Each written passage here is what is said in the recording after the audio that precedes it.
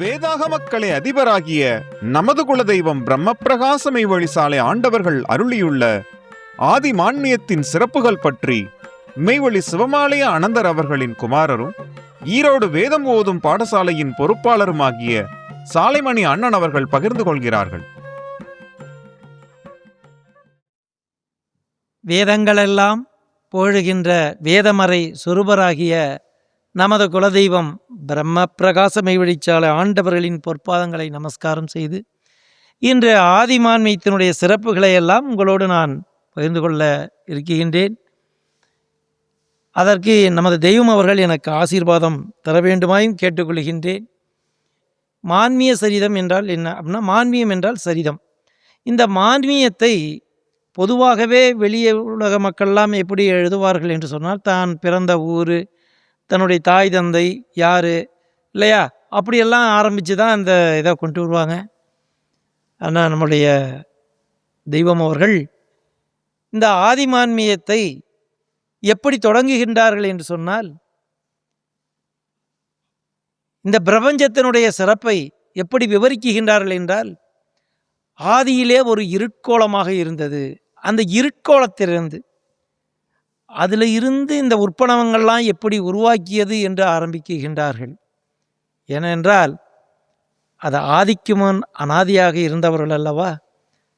அதனால தான் அவர்கள் ஆதிக்கு முன் அனாதியாக இருந்த அந்த பரபிரம்மம், அந்த பரஸ்வரூபம் நம்மிடையே அந்த அகிலாண்ட கோடி பிரம்மாண்ட அந்த கைலை நாட்டையும் அந்த சிறப்புகளை எல்லாம் எப்படி இருக்கின்றது என்பதை முதலிலே இந்த பிரம்மாண்டமான இந்த பிரபஞ்சத்தை படைத்த அந்த இறைவன் பூமியை படைத்து இந்த பூமியினுடைய சிறப்புகளை எல்லாம் எப்படி உருவாகியது, அதற்கு அப்புறம் மனிதனை எப்படி உருவாக்கினான் இறைவன் என்பதை நமக்கு ஆதியோதய தலைப்பருவத்திலிருந்து ஆரம்பித்து இந்த பகுதியை தொடங்குகின்றார்கள்.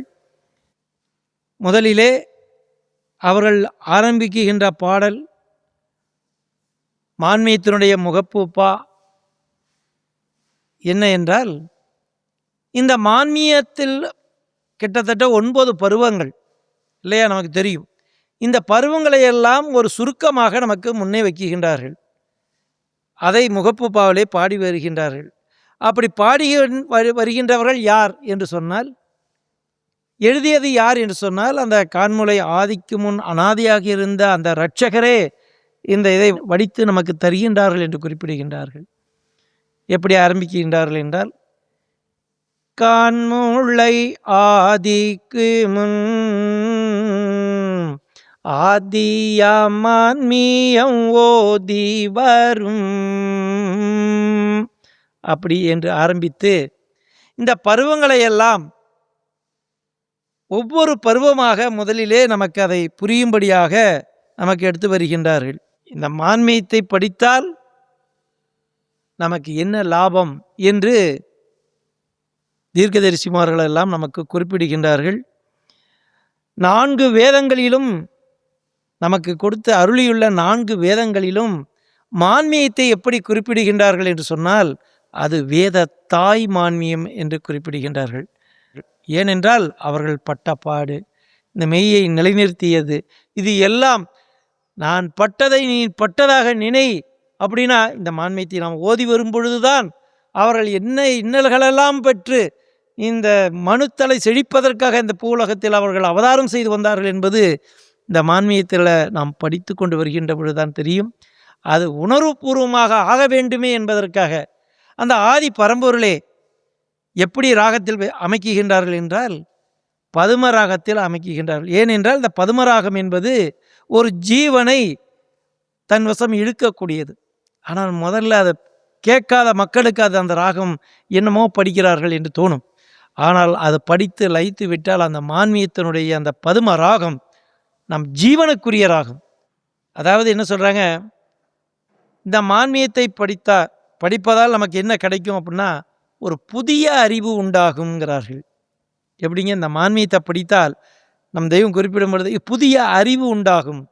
ஏன்னால் இதுவரைக்கும் நாம் படித்து கொண்டிருந்த அனைத்தும் பொய், இது நிஜம் சத்தியம் என்பது எப்போ புரியும்னா, இதை நாம் படித்தோம்னா புரியுங்கிறாங்க. அது மட்டும் அல்ல, வீரபிரமம் ஒன்று குறிப்பிடுவார்கள் தங்களுடைய தீர்க்க தரிசனத்தில்.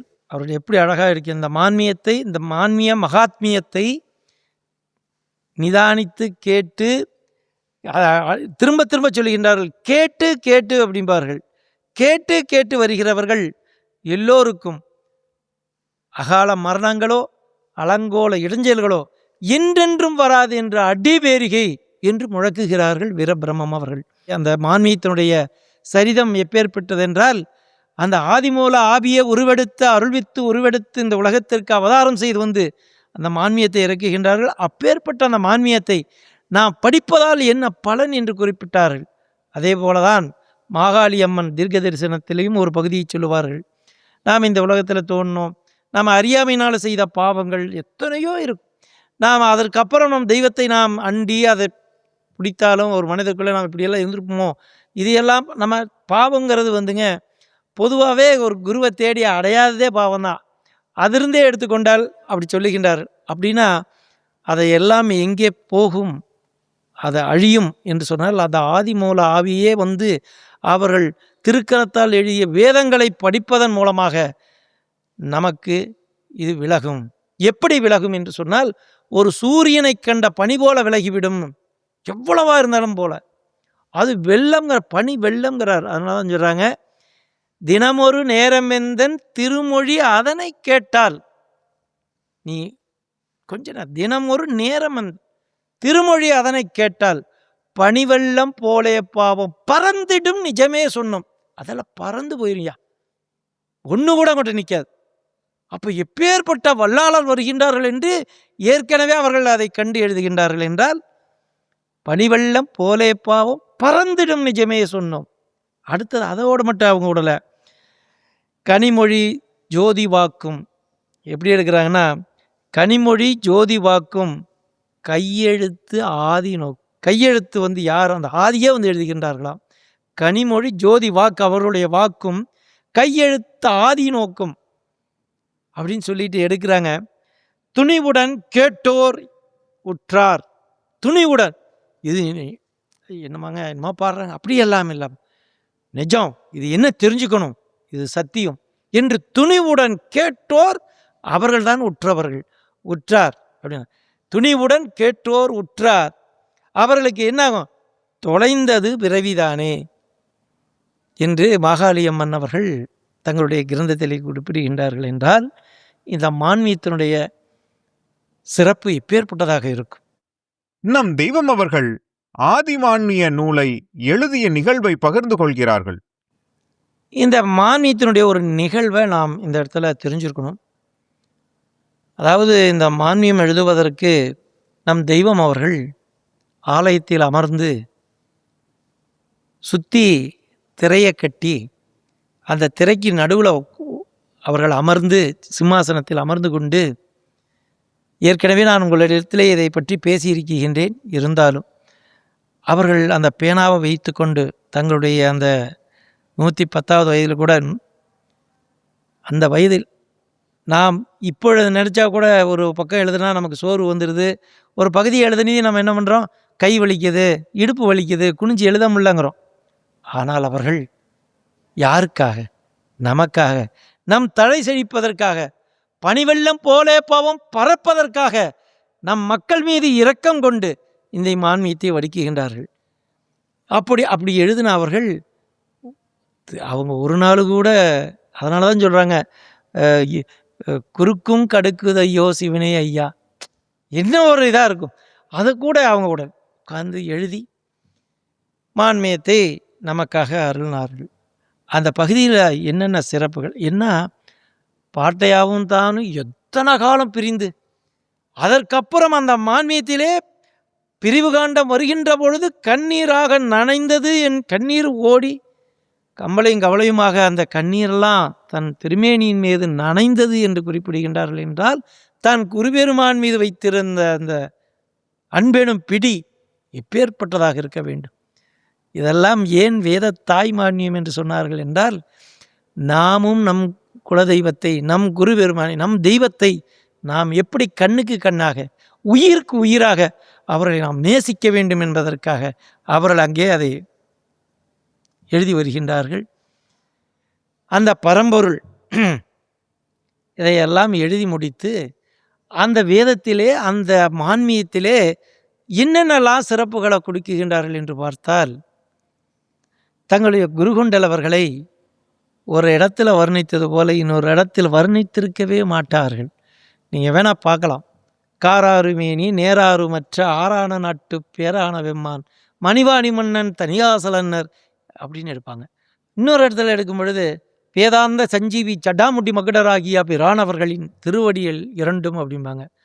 இப்படி நீங்கள் வேணா பாருங்கள், மான்மியத்துக்குள்ள ஒரு இடத்துல அவங்கள குறிப்பிட்டது இன்னொரு இடத்துல கூட அந்த எழுத்து விழுந்துடக்கூடாதான். என்ன கவனம்! ஏன் தான் குருபெருமான் மேலே என்ன ஒரு பற்று! இந்த ஒரு இடமே நமக்கு ஒரு ஆச்சரியமாக இருக்கும். அப்படி அவர்கள் தன்னுடைய குருபெருமனை வர்ணித்து எழுதிய பகுதிகள்லாம் இருக்குது. இன்னொன்று என்ன பண்ணுறாங்க அப்படின்னா, அதே பகுதிகளில் நமக்கு ஒன்றும் வேதங்களை படித்து பழக்கம் இல்லாதவர்கள், ஆனால் நம்மளை இந்த வேதத்தை படிக்க வச்சு நமக்கு புரியும்படியாக கொடுக்கணுமே. ஏன்னா இருட்கோலத்திலிருந்து இந்த ஆதி வஸ்துவானது இப்படியெல்லாம் சிறப்பு கொடுத்துருக்காங்க அப்படின்னா முதல்ல நீங்கள் வரிகளாக படித்தா புரியாது. திரும்ப நம்ம அதற்குள்ளே வரும்பொழுது இந்த பிரபஞ்சத்தை எப்படி படைத்த கர்த்தாவை தவிர சொல்ல முடியாதுங்க. படைத்த கர்த்தா என்பதற்கு இதெல்லாம் சாட்சிகள். அப்போது அதுக்கு என்ன பண்ணுறாங்க, ஓமானம் மட்டும் கொடுக்க மாட்டாங்க, ஓமேயம் கொடுப்பாங்க. ஆழிய கடலிலே திசை தப்பி போய் கப்பலானது ஒரு ஒரு கரையை கண்ணுற்றது போன்றும்பாங்க. இதுபோல் நிறைய உதாரணங்களை கொடுப்பாங்க. அது எதுனா நமக்கு புரிகிறதுக்காக. ஓமானம் மட்டுமல்ல, ஓமேயமும் கொடுத்து மான்மியத்தில் இலகுவாக நமக்கு புரியும்படியாக மான்மியத்தை நமக்கு அமைத்து கொடுத்துள்ளார்கள். இந்த மான்மிய மகாத்மியனுடைய சரிதத்தை நாம் உணர்ந்து ஓதி வரும் காலத்தில் அப்பொழுதுதான் அந்த பனிவெள்ளம் போலே பாவம் பறந்துடும். அவர்கள் சொன்னார்கள், யார் வீரபிரம்மம் அவர்கள் குறிப்பிடும் பொழுது அந்த மான்மிய மகாத்மியத்தை கேட்டு அப்படிங்கிறாங்க. எவ்வளோ அழுத்தம் கொடுக்குறாங்க. கேட்டு படித்து கொண்டு வருகிறவர்களுக்கு இந்த அகால மரணம் வராது அப்படின்னு சொன்னா என்ன அந்த மகாத்மியத்தினுடைய அந்த மான்மியத்தினுடைய அந்த சிறப்பு இருக்கும் என்று அவர்களெல்லாம் தேவ கண்கொண்டு பார்த்தல்லவா எழுதுகின்றார்கள். அப்பேற்பட்ட சரிதம் இன்று இந்த கலிக்கடையில் நமக்கு கிடைச்சிருக்கிறதே, என்ன ஒரு பெரிய பாக்கியம். இந்த மான்மியத்துக்கு ஏன் அப்படி அழுத்தம் கொடுக்கிறார்கள் என்று சொன்னால், நான் பட்ட பாட நான் கஷ்டப்பட்டிருப்பேனே, அதை நீ பட்டதா நினை, இந்த மெய் உனக்கு லபிக்கும் என்று குறிப்பிடுகின்றார்கள். அப்படின்னா அவங்க என்ன பாடுபட்டாங்கங்கிறது அங்கே கண்ணீரும் கம்பளையுமாக ஒவ்வொரு இடத்துக்கும் போய் இந்த மக்களுக்காக நமக்காகத்தான் நமக்காக நின்று கூவியிருப்பார்களே. அந்த அருணடை பாதம் நோகங்கிறாங்க. எவ்வளோ காலம் எவ்வளோ நாள் அப்படி 12 ஆண்டு காலம் ஒரு தலை சிக்காதான் இருந்தாங்கன்னா எவ்வளோ பொறுமை, எவ்வளோ ஒரு அவர்கள் இரட்சகத்தன்மையாக இருக்கும். ஆதியினுடைய அந்த பொறுமை. நாம் ஒருத்தருக்கு சொல்கிறோம், இல்லைன்னா ஒடியாந்துடுறோம். எங்கேயும் அவருக்கு புரிய மாட்டேங்குது, இல்லைங்க அவங்களுக்கெல்லாம் ஒத்துறாது. அப்படி சலுப்பு உறவே இல்லையே. அது ஓயாது ஒழியாது சலியாது நின்று சாங்கோபசங்கமாக முழக்குகின்றார்கள் இந்த பிரசங்கத்தை. அப்படி என்று சொன்னால் அந்த மான்மியத்திலே நாம் தெரிந்து கொள்வது பகுதி மட்டுமல்ல, உணர்ந்து நாம் அவர்கள் பட்டபாட்டை நினைப்பதற்காக நம் தெய்வம் அவர்களுடைய அருளாசியோடு நமக்கு தந்த வேதம்தான் அந்த ஆதி மான்மியம். இந்த ஆதி மான்மியத்தினுடைய ஓதுவதன் பலன் நமக்கு என்ன என்று சொன்னால், இந்த மெய் நமக்கு லபிக்கும், புது அறிவு பிறக்கும் என்று சொன்னார். அது சத்தியம். நாம் தொடர்ந்து இந்த மான்மிய பகுதியினை பார்க்க இருக்கின்றோம். பாடலாகவும் பார்ப்போம். அடுத்ததாக அந்த பாடலினுடைய அந்த பகுதியை சிறு துளிகளாக எனக்கு தெரிந்த வகையிலே நான் உங்களோடு பகிர்ந்து கொள்ள காத்திருக்கின்றேன். அனைவருக்கும் என்னுடைய நமஸ்காரம்.